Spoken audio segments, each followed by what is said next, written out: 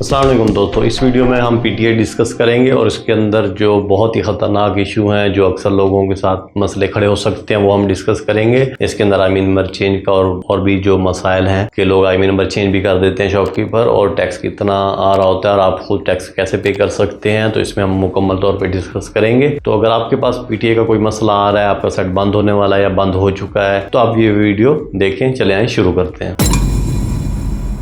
PTA का discussion करेंगे कि अक्सर लोग बाहर से मोबाइल मंगवाते हैं और वो पीटीए से बंद हो जाते हैं, तो उनका आप क्या तरीके कर सकते हैं और मार्केट में क्या 2 नंबरी चल रही है और आप उससे कैसे बच सकते हैं। तो पहले नंबर पे तो ये होता है कि आप बाहर से सेट मंगवाते हैं, महीना 2 महीने 3 महीने ज़्यादा से ज़्यादा 6 महीने चलता है और वो पीटीए से बंद हो जाता है, सिम उठाना छोड़ जाता है। आप किसी शॉपकीपर के पास जाते हैं कि जी मुझे इसका टैक्स पे करना है, तो आपको 2, 4, 5 हज़ार बता के तो वो करता आपके साथ 2 नंबरी क्या है कि उसका IMEI चेंज कर देता है और आपको कहता है कि इसका टैक्स पेड हो चुका है। फर्ज करें वो क्या करता है कि कोई भी मोबाइल और दूसरे का जो पीटीए से अप्रूव हो और वो डेड हो या उसके पास वो कीपैड मोबाइल में हो, सस्ते वाला मोबाइल हो, तो वो पीटीए से अप्रूव होता है, तो वो आपके एंड्रॉइड डिवाइस को बतौर पीटीए अप्रूव उसमें वो IMEI नंबर डाल देता है, आपका सेट जो है सिम उठाना शुरू कर देता है और आप सुनते हैं कि हमारा टैक्स पे हो चुका है और इतना कम टैक्स था। गवर्नमेंट की तरफ से, पीटीए की तरफ से, FBR की तरफ से इसके ऊपर बहुत ही भारी टैक्स लगाए गए हैं, जो कि सेट की मोबाइल की इतनी कीमत नहीं होती जितना उसके ऊपर टैक्स लगाया जाता है। ये तो गवर्नमेंट की एक बहुत बड़ी गलती है, इसको मुनासिब होना चाहिए।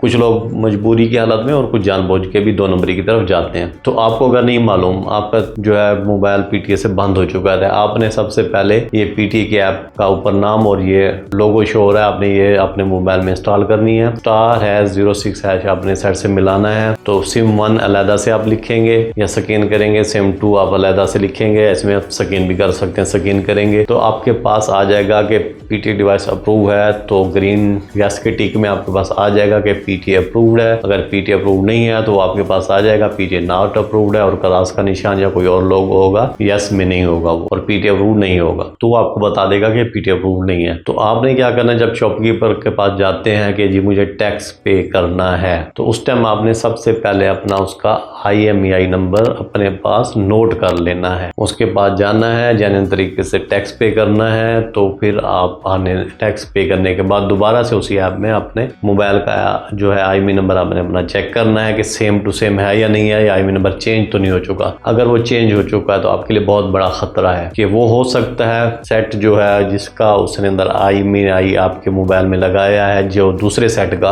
वो चोरी का भी हो सकता है, किसी वारदात का भी हो सकता है, किसी गैर कानूनी काम में मुलविस भी हो सकता है। तो वो जो आपका IMEI नंबर है गवर्नमेंट के डाटे में आपका वही मोबाइल के नाम से शो करेगा जो उसका IMEI नंबर है। फर्ज करें आपकी सैमसंग की डिवाइस है, वो आपको वीगोटेल इन्फिनिक्स का IMEI नंबर लगा देता है। तो जब आप ऐप से चेक करेंगे तो आपको ब्रांड भी शो करेगा, सैमसंग मॉडल भी शो करेगा, फला। इसी तरह इन्फिनिक्स, टेक्नो, वीवो जो भी है उसके नाम के साथ मॉडल भी शो करेगा कि ये IMEI नंबर किस नाम, किस डिवाइस और किस मॉडल की डिवाइस का ये IMEI नंबर है, वो आपको पीटीए की ऐप में शो करता है। कंपनी और आपके मॉडल से मैच नहीं करता है तो इसका मतलब है उन्होंने सेट के साथ गैर कानूनी हरकत किया, उसका गैर कानूनी अमल किया, IMEI नंबर चेंज कर दिया। पहले नंबर पे तो ये गैर कानूनी है IMEI नंबर चेंज करना, और जो चेंज हो चुका है वो कितना सेफ है, वो सेट कहाँ इस्तेमाल हो चुका है। तो आपके पास सैमसंग का है और उसके अंदर इन्फिनिक्स, टेक्नो का, किसी और मॉडल का IMEI नंबर चढ़ा दिया गया, तो जो चढ़ाया गया वो कितना सेफ था, कहाँ इस्तेमाल हुआ, सही जगह पे हुआ या नहीं हुआ, उन्होंने तो आपको अप्रूव करके दे दिया। आप फिर उसको आगे इस्तेमाल करते हैं और फिर वो सेट आपके जो है डाटा जो जा रहा होता है पीटीए के पास, वही डाटा जा रहा होता है जो उसके अंदर IMEI नंबर चढ़ाया गया होता है। तो पहले नंबर पे तो अपने आपको ये सेफ करें कि आप IMEI नंबर चेंज करवाने वाला काम नहीं करें, आप जेन्युइन टैक्स पे करें और कोशिश करें बैरून मुल्क से सेट मंगवाएं ही नहीं, गैर मुल्क से कोई सेट ना मंगवाएं पाकिस्तान में, क्योंकि टैक्स ही इतना है जितने का आपका मोबाइल होगा गवर्नमेंट उतना ही टैक्स लगा रही है। तो ये एक नामुनासिब सी बात है, लेकिन मजबूरी है, गवर्नमेंट की एक पॉलिसी है, हमें फॉलो करना पड़ता है। ये गवर्नमेंट की पॉलिसी है तो मजबूरी हमें इसको फॉलो करना पड़ता है। अगर आप फॉलो नहीं कर सकते तो आप सेट मंगवा नहीं सकते। आपने कुछ अर्से बाद पाकिस्तान से वापस जाना है तो उसको किसी सूरत में IMEI नंबर वगैरह चेंज नहीं कराएं कि आप बगैर ममालिक जाएं और वो फिर IMEI नंबर चेंज हो, तो वहाँ पे भी आपको ये मुश्किलात पैदा कर सकता है कि आपकी डिवाइस जो है गैर कानूनी तौर पे IMEI नंबर चेंज की गई हो किसी भी ममालिक में जाए। तो इससे आप बचें। हमें पता है कितने लग रहे हैं, क्योंकि मेरी ये फील्ड है मोबाइल शॉप की, तो मुझे पता है बहुत ही ज़्यादा टैक्स लग रहे हैं। तो उससे बचने के लिए लोग जो है IMEI नंबर जानबूझ के भी चेंज करवाते हैं और 80% जो बैठे हैं शॉपकीपर वो IMEI नंबर चेंज ही करते हैं। तो अल्हम्दुलिल्लाह मैं ये नहीं कर रहा, मैं करता भी नहीं हूँ, हालांकि इसके वजह से मेरी शॉप भी चली गई है। तो मुझे इसका गम नहीं है, मुझे ये है तसल्ली है कि मैंने गलत काम नहीं किया। तो मुझे जो बुरा लगा, गलत लगा, मैंने वो नहीं किया। तो आपको भी बताना चाहता हूँ कि आपके साथ लोग जान के भी करवाते हैं चेंज और कुछ अनजाने में भी करवाते हैं। और जो अनजाने में करवाते हैं तो वो तो मोहतात रहें कि आपके पास ये 2 नंबरी आपके साथ हो सकती है, क्योंकि अगर आपका सेट है 40-50 हज़ार का न्यू आया है तो उसका टैक्स जो है 30 हज़ार के करीब लग रहा होता है, 25 हज़ार के करीब लग रहा होता है। तो ये उस टाइम सेट की कीमत भी वही आके बच रही होती है, क्योंकि वो खुल जाता है, नवाब बांध खुलता है, रेट गिरता है, थोड़ा सा यूज होता है और गिरता है, थोड़े अरसे बाद नए मॉडल आ जाते हैं तो फिर और ज्यादा गिर जाता है। तो उसकी वैल्यू तकरीबन उतनी ही हो रही होती है जितना उसके ऊपर टैक्स आ रहा होता है। तो थोड़ा अरसा गुजरने के बाद तो उसकी वैल्यू से भी ज्यादा टैक्स आ रहा होता है। आपका 10 हज़ार की वैल्यू बच रही होती है और 30 हज़ार टैक्स शो कर रहा होता है। तो बेहतर यही है कि आप सेट ना मंगवाएं, इससे बचें। और अगर करना चाहते हैं आप टैक्स पे, तो जेन्युइन तरीके से पे। अगर आप जेन्युइन तरीके से टैक्स मालूम करके पे करना चाहते हैं तो मेरे यूट्यूब चैनल पे ये वीडियो पड़ी है, *8484#।